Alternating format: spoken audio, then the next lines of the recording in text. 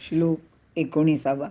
तानहं द्विषतः क्रूरान् संसारेषु नराधमा क्षिपाम्यजस्त्रमशुभानासुरीष्वेव योनिषु.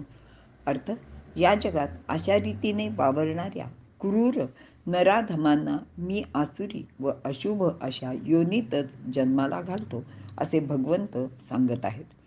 आसुरांच्या देहात असणारा आत्मा म्हणजेच भगवंत परमेश्वर त्यांची कर्मे पाहत असतो. साहजिकच द्वेष करणाऱ्या क्रूर आणि अशुभ म्हणजे पापी नरराक्षसांना तो नेहमी किंवा वारंवार आसुरी योनीत जन्म घ्यायला लावतो. करावे तसे भरावे हा निसर्गाचा नियम आहे. क्रिया केली की प्रतिक्रिया उमटतेच. त्यामुळेच या जन्मात केलेल्या वाईट कर्मांच्या प्रतिक्रिया म्हणजे त्या वाईट कर्माची फळे भोगण्यासाठी त्यांना पुन्हा आसुरी योनीतच जन्म घ्यावा लागतो.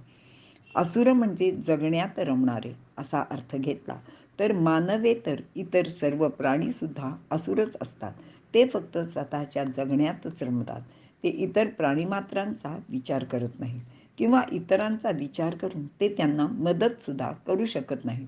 मात्र मानव एक असा प्राणी आहे की तो सर्वांचा विचार करू शकतो, कारण भगवंताने त्यांना विचार करण्याची बुद्धी देऊन एक अलौकिक देणगीच बहाल केलेली आहे. विचार करून त्यानुसार निर्णय घेण्याची व कृती करण्याची क्षमता फक्त मानवातच आहे. म्हणून तो इतरांना मदत करू शकतो, त्यांच्या सुखदुःखाचा विचार करू शकतो. पण या मानवांमध्ये जे आसुरी वृत्तीचे लोक आहेत ते मात्र भगवंताच्या या योजनेच्या अगदी विरुद्ध वागताना दिसतात.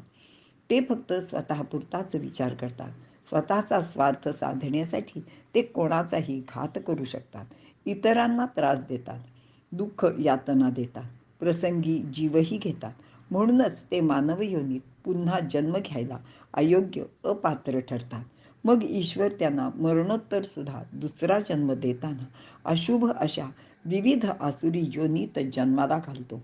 असे जन्म त्यांना वारंवार घ्यावे लागतात असे भगवंत इथे सांगत आहेत. इथे आपण थांबूया.